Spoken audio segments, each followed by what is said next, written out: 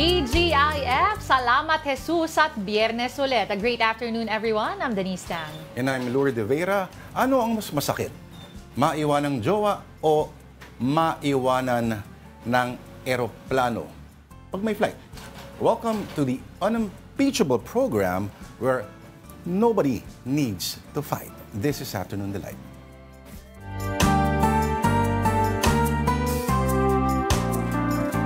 Mga ganong tanungan. Diba? Diba? Ano mas masakit? Oh. Ang magmahal o yung makaapak ng Lego? Parang Lego ata. Lego, no? Pero mas masakit siguro kapag ubos na ang sweldo mo at malayo pa ang kinsenas. Diba? Parang mas nakaka-relate ata doon. Anyway, ba't ba natin pag-uusapan yan? I'm sure malalaman nyo po in just a few. But again, it is February 7, 2025. Ang ating delight of the day ay lugaw with tokwat baboy. Ikaw ba ano hinahanap mo sa masarap na lugaw, Tita D? Alam mo, ang gusto ko yung hindi sobrang runny. Tama ba? Dapat ba malapot yun? Hindi sobrang... Parang hindi siya tubig na halos.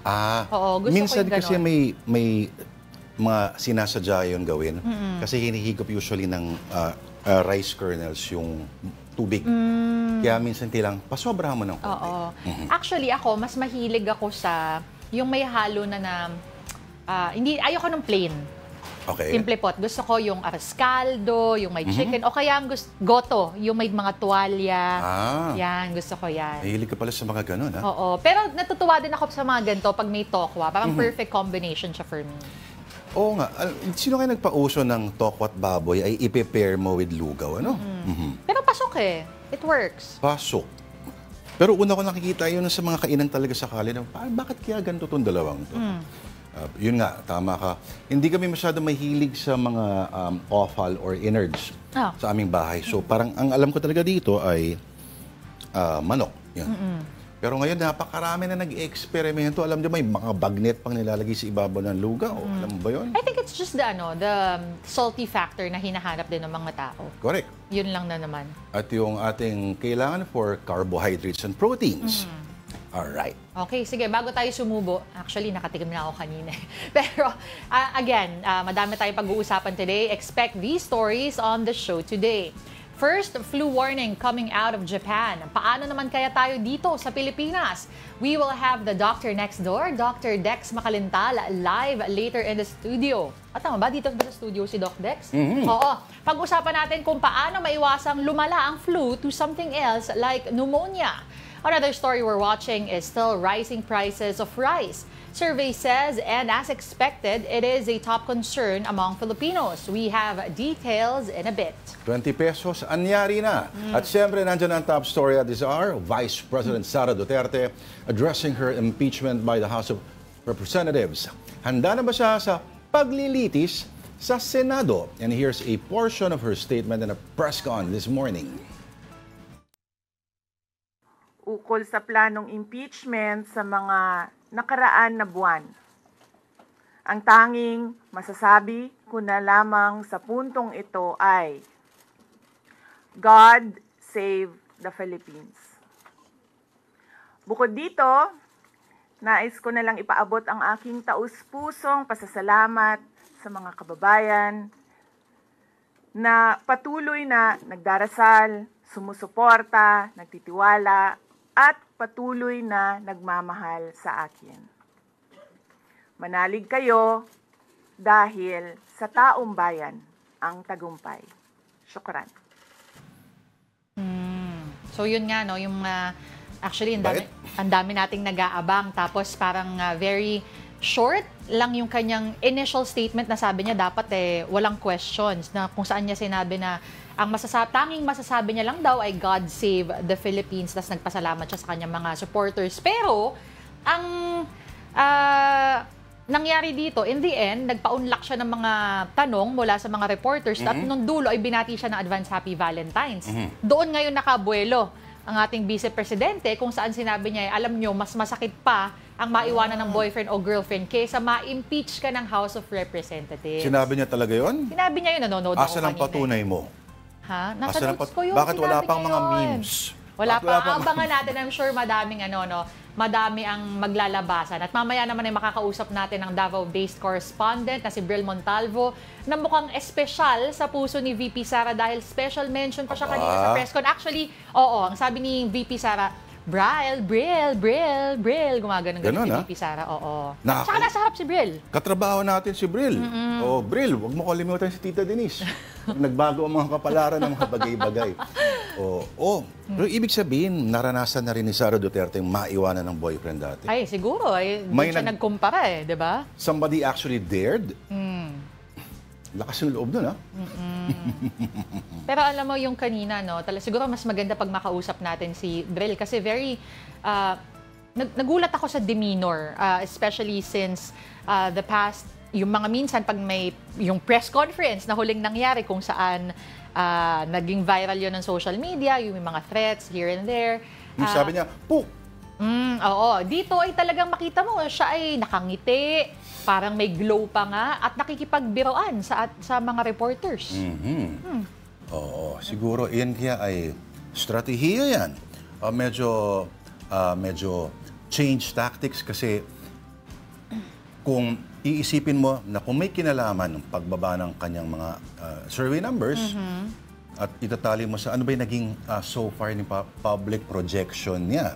Ano-ano yung mga last few impressions ng publiko, makikita mo isang galit na galit. Mga ganyan. Pero iniisip din na marami, bakit yung tatay din naman niya galit at nagmumura lagi pero hindi bumababa yung approval ratings, mga ganyan.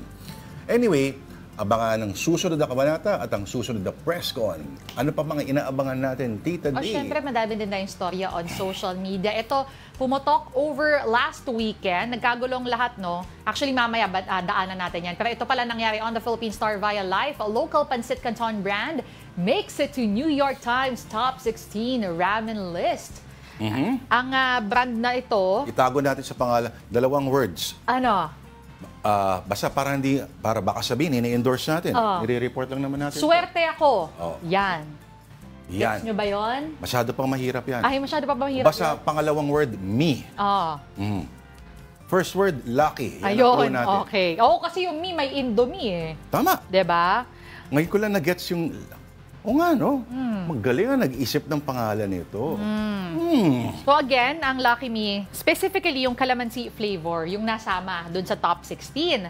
Ang sabi ng isang supervising editor na si Marilyn Ong, of all the noodles we've tasted, the Pancit Canton calamansi disappeared from the bowl the fastest. Aba, may ganon. Pero binanggit rin nila na medyo nakontian sila dun sa portion nung isang pakete raw. So parang meron silang pa heads up kung sino daw yung magta-try na it's quite small and it might take more than 1 packet for you to feel full. Ulitin natin, pinakamabilis na ubos sa mga bowl ay Lucky Me. Oo, yung calamansi, correct. Hindi ka may Pinoy na nandun sa tasting team. At hindi ba mismo si Marilyn Ong Pinoy ba yan? Ay, hindi ko nga alam kung ano ba, Pilipino ba siya? Nasaan na yung binuksan ko yung article na Ay, go. Ito, ayan sa yung Wirecutter ng New York Times. Ano tingin mo? Ang hirap sabihin Sabagay. Although she did mention na parang daw siya, she lived off the ramen or the Pancit Canton. Hindi lang yun. Yung kanyang dating boyfriend ng college, now husband, nagluto din ng instant ramen para sa kanya. So malamang sa malamang. Norm pattern naman yan, di ba? Pancit Ang pangalang Marilyn pa, di ba? Oo. Ikaw ba mahilig ka sa Pancit Canton? Di. Yung mga packets na ganyan? Hindi. Hindi ka nahilig. May edad na ako nung nauso yan. Medyo kung pagpitpitan ko nyari ng, alam mo na, ng Pancit Canton. Kung pitpitan ng Lucky Me, mas pipiliin ko pa yung seafood cup noodle na kulay light blue. Mahal kasi yung Hindi mahal yun. Hindi, kasi yung mga kanton and yung mga may sabaw na alala ko nung college ako, parang pag magpapaluto ka sa mga karinderya. Ay, mga ganon. Mura lang Kumbaga, kung ikaw talagang may budget, sticking to a certain budget, okay rin yung mga packets na ganyan. Pero meron lang akong konting rito. May konting puna lang ako. Oh, go. Paulit-ulit na ginagamit ng author yung word na ramen. Excuse me, awayin kayo ng mga Hapon yan, awayin kayo ng mga taga, yung Kuroda sa baba, awayin kayo ng mga, ano to sa Mega Mall, yung mahaba pila dati ngayon, wala na nakapila. Ano ba ang, sige, kwento mo yung ano, ilulook up ko ang definition talaga ng ramen. Nagi, mga ganyan, di ba? So bakit, ang halimbawa, no, ang isang instant, let's say, 3-in-1, sabihin natin 3-in-1 cappuccino, hindi man ibig sabihin nun, cappuccino na yung ginagawa talaga sa mga actual coffee shops, yun din yun. So, di ba maglalagay ka ng parang disclaimer? Kasi magkaiba yan. So, maaring instant ramen or ano ba? Kasi yung totoong ramen, semantics matter, ha? Mga bagay-bagay na ito. Ngayon, meron akong pinupuntahang website, YouTube channel siya. Wala lang siya ginawa kundi magluto ng instant noodles sa iba-ibang paraan. Korean sila eh. So, kung anong ginawa, tapos tatawagin niya yung girlfriend niya. Grace yata yung pangalan. Grace! Tapos kakain naman si Grace. Yun lang yung video. Ito ba yung ano, what do you want for breakfast? Yun ba yun? Or what do you want for lunch? Iba pa yun? Parehong dalawang. Mas asyano sila pareho. Okay. Iba yung iniisip ko. So, yun. Ito po. Itong nakasulat kasi dito, sorry sa Japanese term, ramen is, simply put, Japanese noodle soup with a combination of rich flavored broth, a variety of types of noodles, and a selection of meats or vegetables often topped with a boiled egg. Okay. Yung nakasulat. Ang paghain ba, halimbawa, kung sa ganyang definition natin, i-approach yan, Tita Denise, ang Pansit Canton ba ng LM, tago natin sa pangalan LM, ay may, ano ulit sabi? Ito Cambridge, basahin natin. Kailangan soup containing doon noodles. Pa lang, diba? Sa soup pa lang wala na, hindi naman sinaserve as soup ang Pansit Canton. Tapos may egg and vegetables. Okay, hindi laging egg ha, yung egg na tamago, hindi lahat ng ramen ay may ganon. Itong mee goreng, wala rin sabaw yan, di ba? Itong pho, baka meron pa siguro. Yung pho meron. Meron, may sabaw talaga yan. Pero iba ang pho, iba ang ramen, iba yung lasa nun. Niyoguri, ano ba yan? Hindi ko alam yung mga ganyan eh. Basta, marami sa mga Pinoy, sa bagay, marami sa mga, kaya ang masasabi mo, Pinoy itong si Marilyn eh. Mas maraming Pinoy ang naunang nakatikim ng instant ramen kaysa sa totoong ramen. Oo. Kasi dati nabibili yun abroad, tapos inuuwi, ginagawang pasalubong. Wala, parang ilan nga lang ba yung ramen restaurant? Para mabibilang mo sa mga daliri sa isang kamay kung ilan lang nagsaserve ng totoong ramen. Correct. Before, tapos biglang nagsulputan ngayon, O kasi marami na ha? Magbabayad akong, magkano yan? Ang mahal. 200? Kaya akong gawin sa bahay yan eh.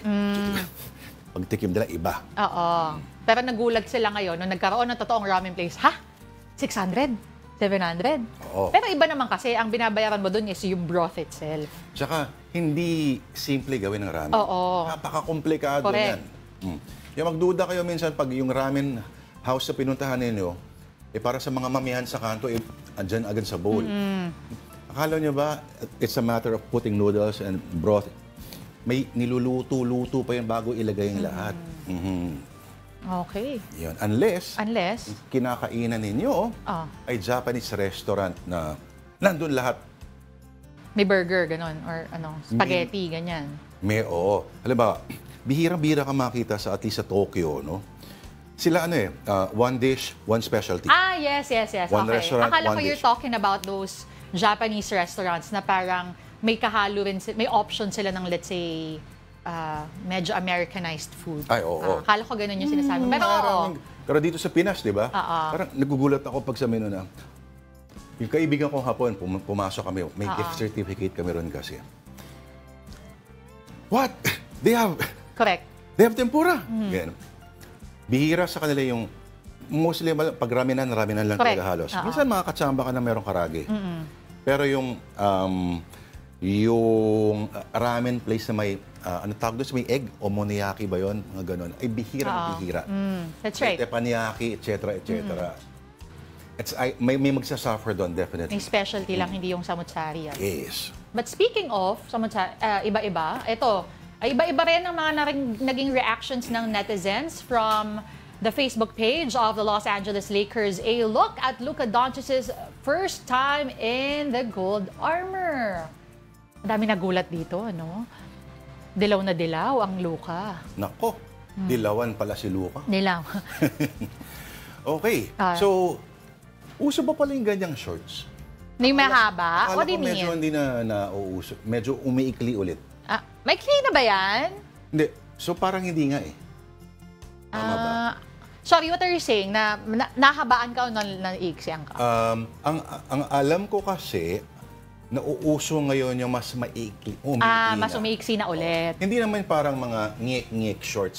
Ngek-ngek level. Nakita na halos yung kaluluwa na shorts. Ngek-ngek. Ayun talagang Gusto ko yun, pang-abort na igsi talaga na mga shorts. Pero ito parang throwback sa mga panahon nung 90. Allen Iverson. I was thinking mga early 2000. Ay, medyo ano na yun. Matagal lang uso nun yung talagang baggy.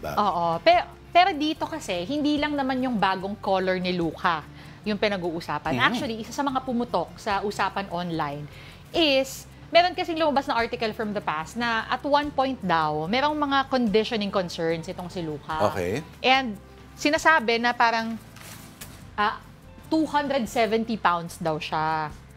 So isa daw yun siguro, possibly, maybe an Kaya issue. siya tinrade?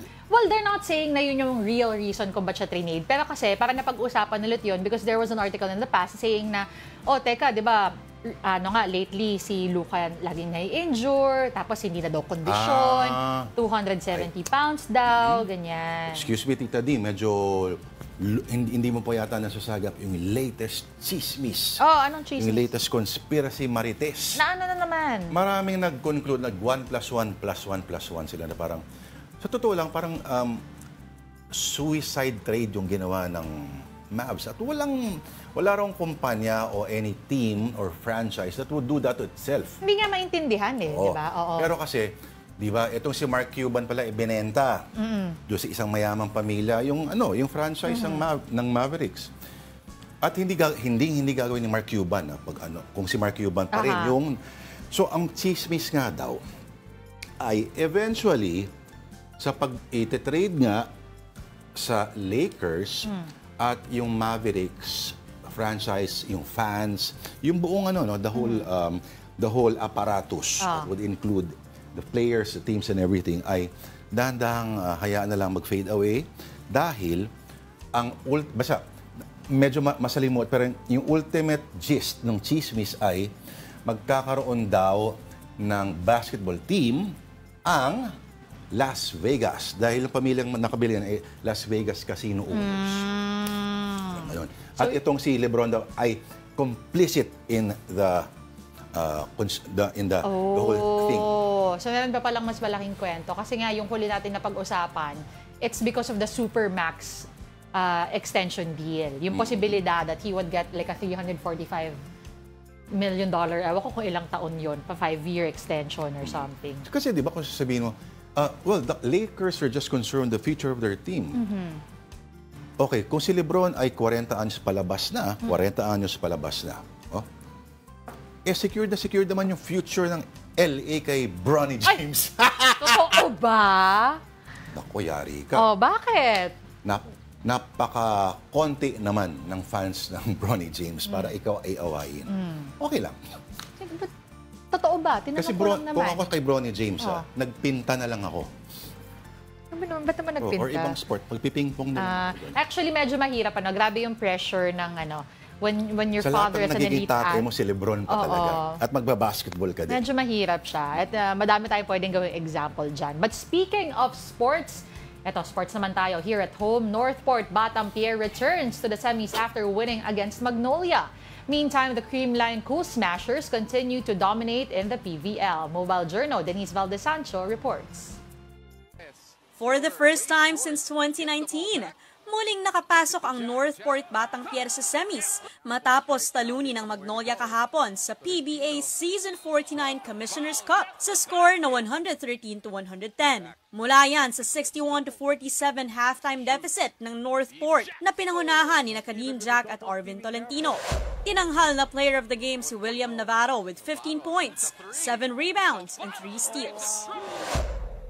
Honestly, it's not even about me. Like, it's about the team effort. So, yun, I'm just happy na everyone, like on the second half, like we share the ball. So that's a key factor. And then Road to the semifinals na rin ng TNT Tropang Giga after outlasting Hong Kong Eastern 109-93. Naging mainit na kasi ang bola sa kamay ng Tropang Giga pagkapasok ng third quarter before pulling away in the fourth. Jason De Blur Castro took the spotlight as the best player of the game after posting 16 points, 3 rebounds, and 3 assists. Na-feel lang namin na, as one of the veteran sa team na to na mag-take over or mag-contribute aside from facilitating the offense. Sa PVL 2024-25 All-Filipino Conference, unbeaten pa rin ang Creamline Cool Smashers in a sweep match kontra Cherry Tigo, 25-17, 25-17, 25-21. Pinangunahan ng middle blocker na si Bea De Leon ang kanyang koponan and finished the match with 13 points on 8 attacks, 3 service aces, and 2 blocks. Gusto ko lang talaga mag-aim for consistency. So I wanted to come into this game with a really good mindset and really focused. So yun naman, syempre with the help of my teammates, all of us rin naman talaga wanted the same thing. Lalo na nung up 2 sets kami, we wanted to that extra push na ma-finish siya sa tatlo. So yun. Sweep match din ang naging tapatan ng Signal at Capital One, 25-12, 25-15, 25-17. Balik winning column ng Signal in a dominant fashion after back-to-back losses.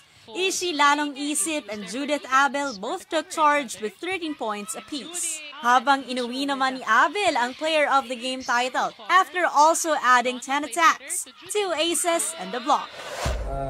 Thank you, Lord. Siyempre, yung panalo. Kasi yun talaga yung kailangan namin.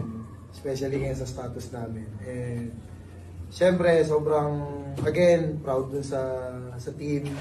Mobile Journal, Denise Valdesancho po. Hatid ang mukha ng balita.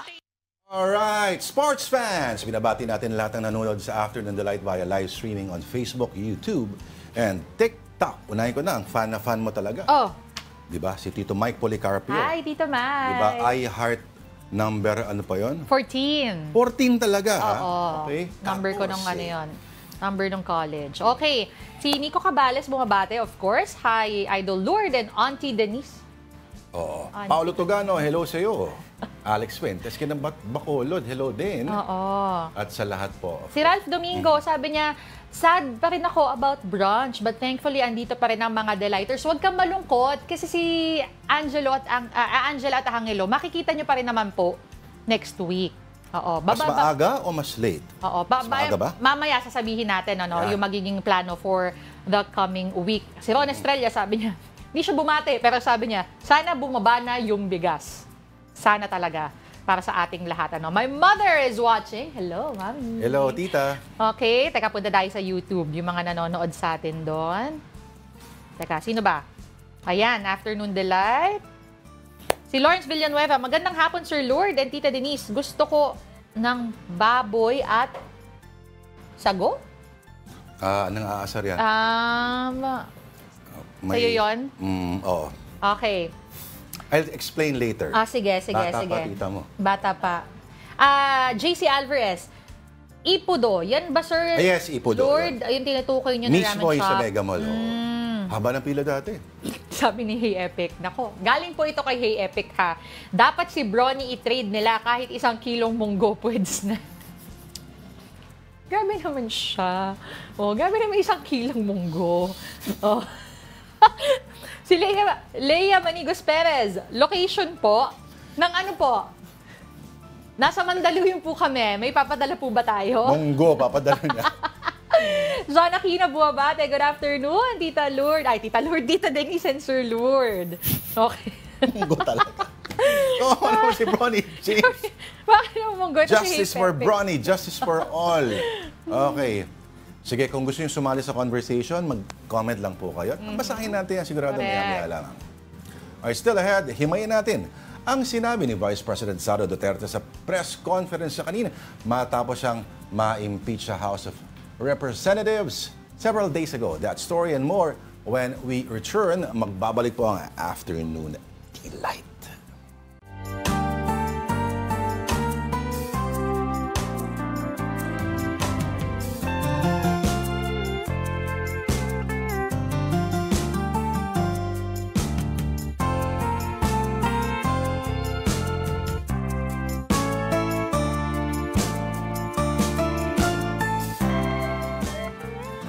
Okay mga kapatid, nagbabalik po ang Afternoon Delight dito po sa One News.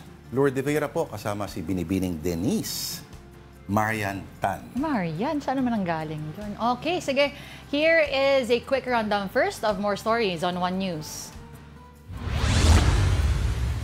The Indo-Pacific Command says the U.S. contracted plane that recently crashed in Maguindanao del Sur was on an intelligence mission for the Philippines. The Indo-Pacific Command adds the aircraft was providing surveillance and reconnaissance support at the request of Manila. All 4 personnel on board were killed in the crash, which included an American soldier and contractors. A recent SWS survey shows that 59% of Filipinos believe rice had the highest price hike in the last 3 months of 2024. Other food items that respondents felt saw significant price hikes include vegetables and fish. The poll also shows that 58% of Filipinos believe the administration's interventions to control inflation are insufficient. And President Marcos welcomes Mitsubishi Motor Corporation's 7 billion peso investment in the Philippines. He highlighted the significance of the jobs that this will generate, particularly in vehicle manufacturing. The MMC also bared plans to expand its plant in Laguna. In other news, the Philippine Embassy in Japan urges Filipinos to follow health guidelines amid rising flu cases in Japan. And Mobile Journal, Amy Atienza reports. Temperatures have dropped in Japan. Aside from thick clothes, people were seen wearing face masks. RD, a Pinoy living in Japan, said people there are being extra careful, especially now amid the rise of flu-like illnesses. Sa household lang namin, yung pamangkin kong Japanese talagang sinisipon, inuubo, madali syempre mga bata, pati yung kapatid ko, tsaka yung brother-in-law. Yung seasonal flu, yun yung talagang kalaban ng mga tao. People were also worried following the death of Meteor Garden star Barbie Hsu. Reports stated that she died due to influenza-induced pneumonia while in Japan. Based on the latest data from the Japanese Health Ministry, each hospital is catering to 11 patients with flu. With this, the Philippine Embassy in Japan called on Filipinos to follow public health standards. These include wearing of face masks, frequent hand washing, and staying at home when feeling sick. Those coming to Japan are advised to get travel insurance. That's what Katrina and Rickson Tiga-Agalula did, but aside from that, they also availed of flu vaccines. Hindi natin alam kung kailan tayo magkakasakit. So, kailangan mag-prepare na talaga. Vaccine, number 1. If nagkasakit ka daw without insurance, mas malaki yung bill mo. Mobile journalist Amy Atienza, PR1 News. So ang tanong nga ngayon, dapat nga bang matakot sa trangkaso? That's after news that Barbie Hsu's Meteor Garden Shanghai had it at kinalaunan ay humantong nga sa pneumonia. Look who's making a house call today. Live in our studio, the doctor next door, Dr. Dex Macalintal. Welcome back to Afternoon Delight. Suki ka na namin dito. Maraming salamat for the invitation. Yes. Dex, maaari ka ba namin alokin ng influenza-free lugaw at pakot baboy? Masarap yan. Ayos yan. Ako na unang magtatanong doon. Sige. Okay, marami sigurong Pinoy na magsabi na, trangkaso lang naman, bakit kinatakot? Trangkaso lang yan. Yeah. Well, kasi yung nangyari kay Barbie Hsu, hindi naman natin alam yung full story pa. No, kasi wala pa namang binabanggit ang mga health authorities nila doon. At saka yung mismong nagtingin sa kanya, wala namang statement na sinabi. Sinabi lang influenza-induced pneumonia. So, kapag sinabi natin influenza-induced pneumonia, ito ay isang viral infection na maaaring nagdulot ng lagnat, no, ng sipon, ubo, kasi respiratory pa din siya, pero lumala. No, bakit sa lumala? Maraming dahilan. Pwedeng nagkakaroon kayo ng weak immune system. That's number one. No? Hindi natin alam kung anong state of health ni Miss Barbie Sue noong siya ay nagkaroon noon. Correct, kasi wala namang medical history. Kasi walang medical history. So ito ay we are just taking a look at it ng face value. No, ano ba yung influenza-induced pneumonia? So yun, no, yung po pwedeng lumala na viral infection. Doc, may tanong ako kasi may nabasa ako dyan na parang apparently they were in Japan for like may set of activities sila. Isa daw doon ay yung parang mag-hot bath sila. Yung changes in temperature, pwede ba talagang makalala yun? Because apparently she wasn't feeling well daw, pero tumuloy pa rin daw sa mga activities na nakaset. Maaari, kasi nga kung siya ay meron ng parang not feeling well, baka may viral infection na rin siya noon eh.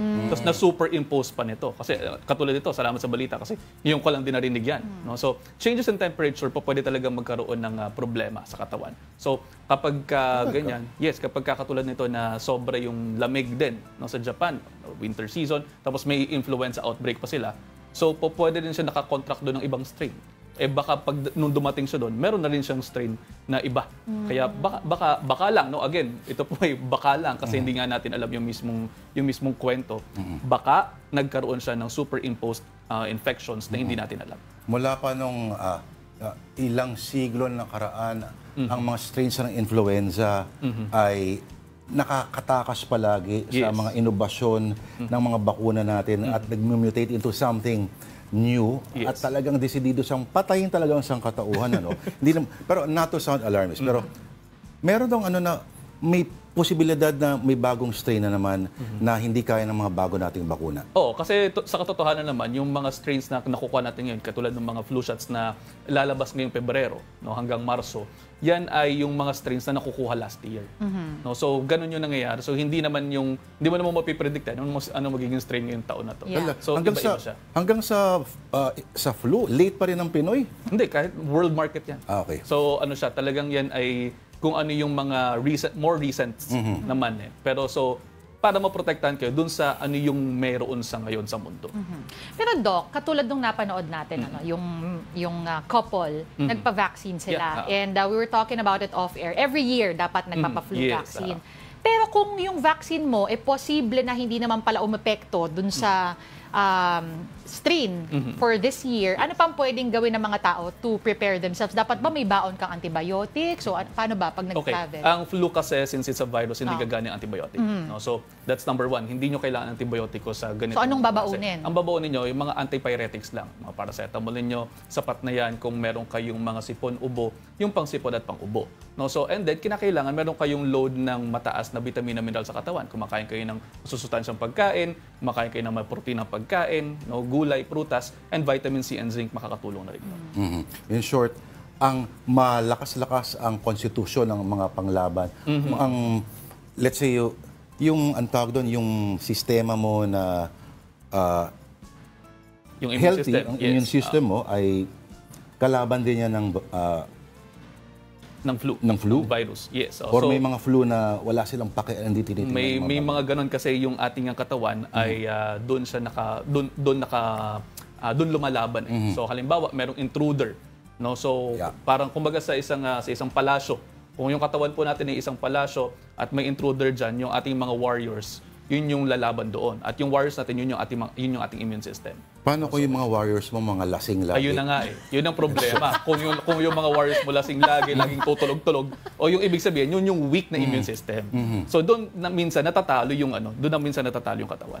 Maganda siguro, Doc, maano rin yung mga kasi nilalang lang ng mga Pinoy yung mga trangkaso. Yes, trangkaso lang yan eh. Huwag niyo pong lang-langin yan, lalo na kung meron po kayong mga iba pang mga sakit. Medical conditions. Halimbawa, decompensated heart failure, problema po ninyo sa diabetes, sa inyong mga nervous system, disorders ninyo, yung inyong mga sakit sa bato, at kung kayo ay mayroong mga immunocompromised state, halimbawa, kayo ay diabetico nga o kaya may cancer po kayo. Ganon? Yes. Akala ko may kinalaman lang sa baga. Hindi. Kahit kayo ay diabetico, maaari na magkaroon ng tinatawag na multi-organ involvement. So buong katawan po pwede maging inflamed, babagsak ang immune system, maaari po kayong tamaan itong mga ganitong klase ng sakit. Doc, may gusto akong i-clarify kasi meron ako mga nadidinig din na ayaw palaging uminom ng gamot dahil sinasabi nila, hindi masasanay. Kailangan tansyahin mo kung kailan ka lang iinom o hindi. Baka dahil in the future, pag kailangan mo na talaga uminom, hindi na ganun kalakas ang epekto. How do you balance that? Para ma-review ng flu yung gamot. Hindi ganun yun sa lahat ng pagkakataon. Yung sinasabi na baka masanay, that is dun sa antibiotic na sinasabi. Kasi kapag kayo ay, kunyari, viral yung etiology o viral yung sakit mo, binigyan mo ng antibiotic, wala namang tinitira yun dun. So, anong nangyayari?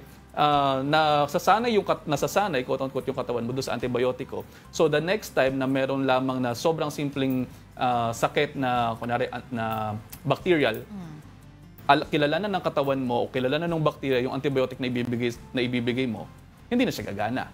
So, ganun yung nangyayari. Yan yung tinatawag na antibiotic resistance. Pero Doc, ito, yung mga kapwa natin na Pilipino na hindi naman masyadong aral kung paano mag-identify ng viral at saka bacterial, minsan doon nalilito How do you differentiate? So, dyan papasok yung physical examination and then yung mga CPGs namin. Kami mga doktor, ma-identify namin yun. Halimbawa, kung simpleng masakit yung lalamunan. Merong criterion sinasabi na kapag ka ito ay ito yung scoring mo, dyan na kinakailangan mo ng antibiotiko, hindi. Halimbawa, kunyari, meron kang... Streptococci, kunyari. Kunyari, streptococci. So, kailangan mo kasi strep siya. Bacteria or... So, bacteria siya. Bacteria siya. So, makikita mo dyan kapag masakit yung lalamunan, namumula, may nana, naglalagnat, pero walang ubo. Yan. So may mga ganon, di ba? Kasi yung ubo kadalasan yan ay viral. So may scoring kami doon, makikita namin kapag ka ito ay ganito yung scoring, more likely kinakailangan mo ng antibiotic. Kung hindi ka papasok doon, at saka titingnan din natin yung edad. No, kung hindi ka papasok doon, hindi mo kailangan ng antibiotic. Viral lang yan. Once upon a time kasi ang influenza nakakamatay talaga. Yes, totoo naman. Early part of the 20th century, talagang grabe yan. Yes, parang talaga. Plague talaga siya. Oo. Pero Doc, again, yung mga natin sa mga nanonood, huwag maliitin ulit ang... Maganda siguro huwag tawagin yung flu kasi parang ang cute flu. Influenza. Yes, parang big, bad, Latin. Pag mas mahirap ispellingin, mas mahirap. Parang gano'n, diba? Actually, kapag ka sinabi mo kasi na influenza, hindi siya parang simple-simple lang . Naalala ko nga yung teacher ko kasi meron akong... Siyempre, may mga excuse letter kayo ng mga bata. Kailangan mo ng medical certificate. Paminsan, nakalagay doon yung sakit ko is influenza, kaya ako nakamiss ng class. Sabi ng teacher ko, ano to? Ano yung influenza? Is it the same as flu? So, parang natakot siya doon. So, ganun din yun. Siguro, kinakailangan din nating sabihin niya minsan yung mga terms na ganun para magkaroon ng shock value. Kaya ka ba nag-doktor dahil doon? Medyo.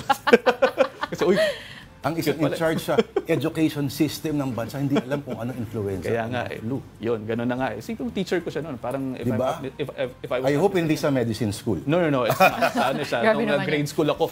Parang grade 3 yata. Ito ba yung influenza? Parang gano'n. Alright, Doc Dex, pa-plug naman. Baka may mga dapat silang abangan. So, abangan po natin ang mga susunod na episodes pa ng Dr. Next Door, siguro sa Season 3. Kung magkakaroon tayo ng pagkakataon dyan. At sa face-to-face, kapag ka po kayo nakita nyo dyan, makiki-like and share na rin po at itag nyo na rin ako dyan. Masaya doon, Doc. Masaya din. Nagbabaon ka ba lagi ng mga pampakalma doon sa face-to-face? Ako mismo nagtatake ng pampakalma bago. Gamit yung S2 mo. Hindi naman. More of mga pampakalmang tsaa, ganyan. Alam mo, mamaya tatanungin natin, Doc Dex, ano pinaka nakaka-stress? Na hindi flu case, pero doon sa face-to-face. Kung ano yung pinaka talaga na stress talaga siya. Off-air na yan. Off-air na.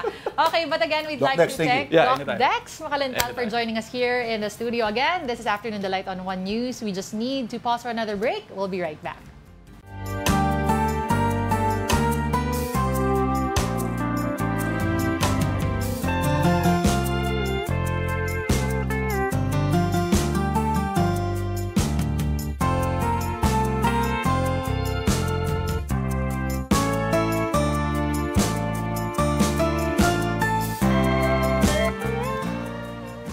And we're back. You're still watching Afternoon Delight. Thanks for staying with us. Partner, may nakita tayong poster. Maybe you can tell us more about it. Wala lang kayo gagawin bukas sa mga 5, 6 siguro, opening ng exhibit. of yours truly kasama ang isang artist pa, and of course idol to, si Kaloy Olavides. Ang pamagat ng aming exhibit ay Drawing in Tandem. Ayan ay parang serye ng mga drawings, of course in black, white, and red, na may kinalaman doon sa nakaraang drug war, maaari, at etc. etc. So parang humor and the macabre all rolled in certain illustrations. Ito ba yung mga gantong klaseng exhibits mo? Mura lang yung mga drawings. Gaano katagal mo itong pinaghahandaan? Usually? May iba kasi existing na. Meron yung mga small drawings. Nahahabol siguro sa in a month or 2 months. Medyo makapal mukha ako kasi wala akong quality control. Kaya mabilis ako mag-work. Pero alam nyo, ito naman this is what I see lang. No? Minsan po, si Lord talaga dito ay nagda-drawing. Bago kami mag-show. Seryosong-seryoso yan. Minsan nagdo-drawing din ako ng sa mga hindi seryosong bagay. Alright, meantime, let's check out the global headlines. Thank you, Ms. Denise. Alright, here's the news from the Associated Press. News Minute. This is AP News Minute. People lit candles Thursday at the site of Sweden's worst mass shooting, which left at least 11 people dead at a school, including the gunman. The shooting occurred Tuesday about 200 kilometers west of Stockholm. President Donald Trump said Thursday that his relationship with religion had changed after a pair of failed assassination attempts last year. Trump spoke at the National Prayer Breakfast at the Capitol for Americans to, quote, bring God back into our lives. The Boy Scouts of America officially becomes Scouting America this Saturday as it marks its 115th birthday. The youth organization has seen an uptick in membership as it emerges from bankruptcy. And British tech company Skin Analytics has received regulatory approval for Derm, an AI skin cancer detection that uses a smartphone and gives an almost instantaneous diagnosis. In the news, President Bongbong Marcos denies his hand in the impeachment of Vice President Sara Duterte by the House of Representatives. Marcos says it is now up to the Senate to act on the matter. The president also stressed that his House allies did not initiate the impeachment complaint during a brief with the Malacanang press corps yesterday. Walang role ang executive sa impeachment. Once the impeachment complaints are filed, they have no choice. The House has no choice. The Senate has no choice. Kailangan nilang i-proseso ang impeachment complaint. And that's exactly what has happened. For his part, Senate President Chiz Escudero says the impeachment trial for Duterte will not begin until they resume session on June 2. Here's what he had to say about it. Para mag-convene ang impeachment, kailangan may sesyon ang Senado. Para manumpa ang impeachment ng judges, kailangan may sesyon ang Senado. So kung may mangyayari mang aksyon o kaganapan kaugnay nito, yan ay mangyayari sa June 2, pag-resume ng Senado, matapos ang eleksyon. For former Supreme Court Senior Associate Justice Antonio Carpio, the Senate cannot be rushed as turning into an impeachment court takes time. He believes there's not much enough time to do this.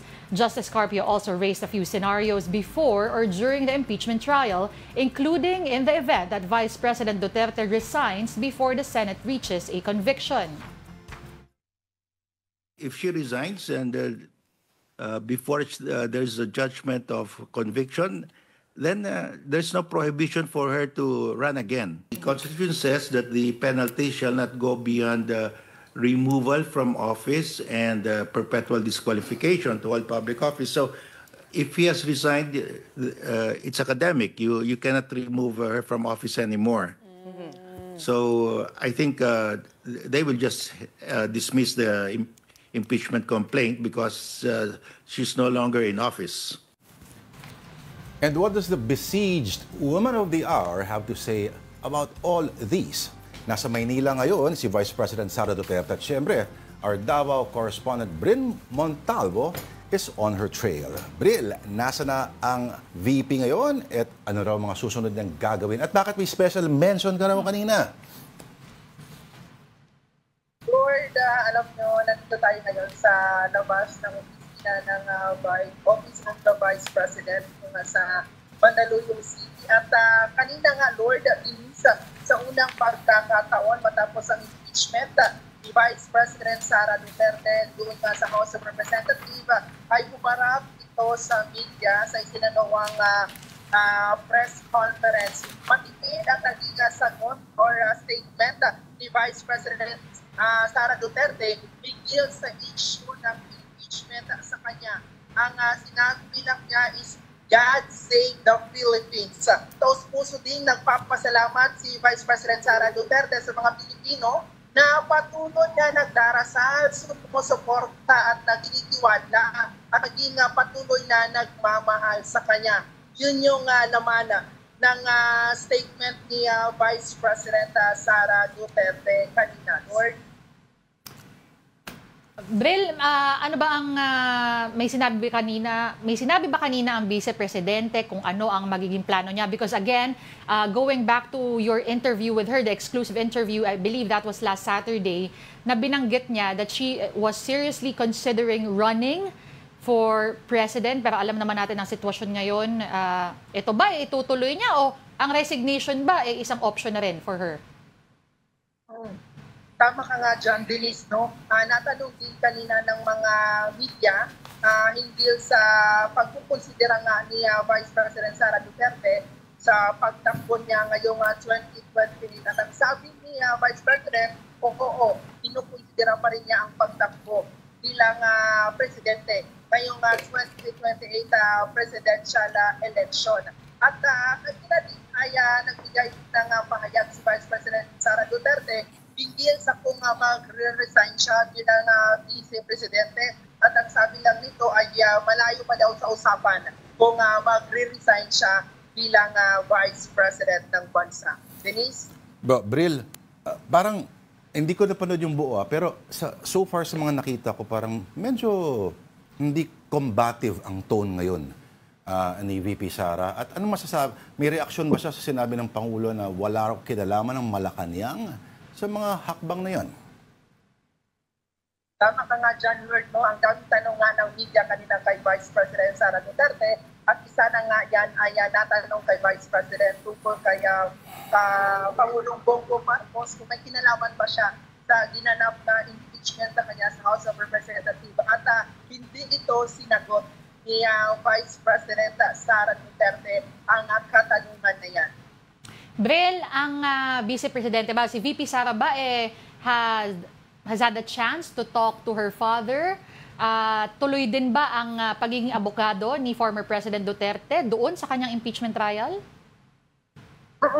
Tama ka nga dyan, Denise. Nagbigay na ng message or mensahe ito si Vice President Sara Duterte sa kanyang amang si former President Rodrigo Duterte.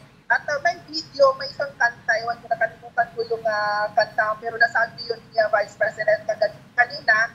At yung reply ni former President Rodrigo Duterte sa kanya, yung kanta na mismong nag-video si former President Rodrigo Duterte na kumakanta siya at pinorward niya ito kay Vice President Sara Duterte. At yun naman sa katanungan kung magiging isa ba sa mga defense team ng impeachment ito ng si former President Rodrigo Duterte, ay sabi ni VP Sara kung siya daw ang tatanungin ay ayaw na niyang isali ito ng si former President Rodrigo Duterte bilang kanyang legal team sa kanyang impeachment kasi nga matanda na ito at mahaba yung proseso ng impeachment, baka hindi makaya ng kalusugan or katawan ng kanyang ama. Partner, ang balita namin, Bril, ang kinanta pa daw ni former President yung MacArthur Park. Video, video daw ang ipinadala kay VP. Oo, pero Bril, madami nagpapatanong dito kung nakuha mo na daw ba yung iyong assignment kahapon na tanungin si VP Sara kung bakit medyo iba ang itsura at medyo namamayat ata siya?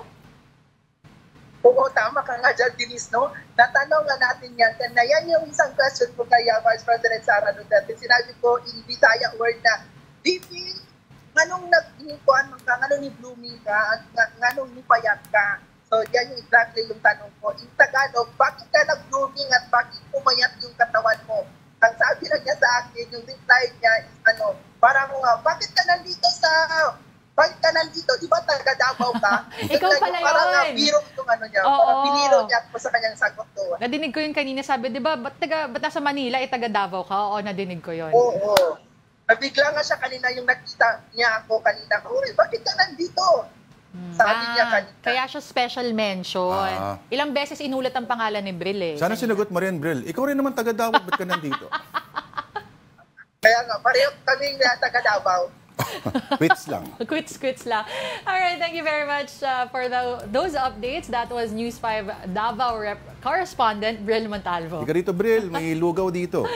Okay, back here, One News is set to launch 3 new morning programs on February 10. Gretchen Ho debuts her first solo news show with Morning Matters from 8 to 9 in the morning. Kathy Yang also returns to daily business news with Money Talks from 9:30 to 10 a.m.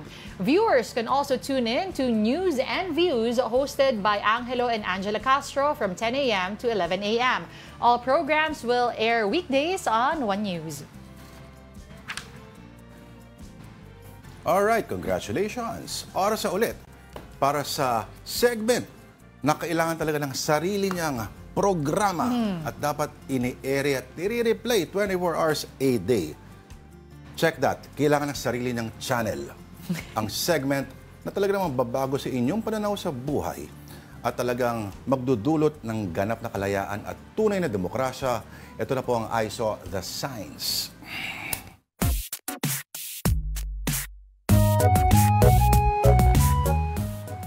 Okay, anong edisyon natin yan, tita? Mga entries ng ating mga viewers. Ang dami nagpapadala ha. From Milet Rosete, ang caption, sige lang Ming, mukbang ka lang dyan. Ha? Nasaan na ba yung picture natin? Baka may picture. Anong Ming? Sinong Ming? Ming? Nako! Number 2 to.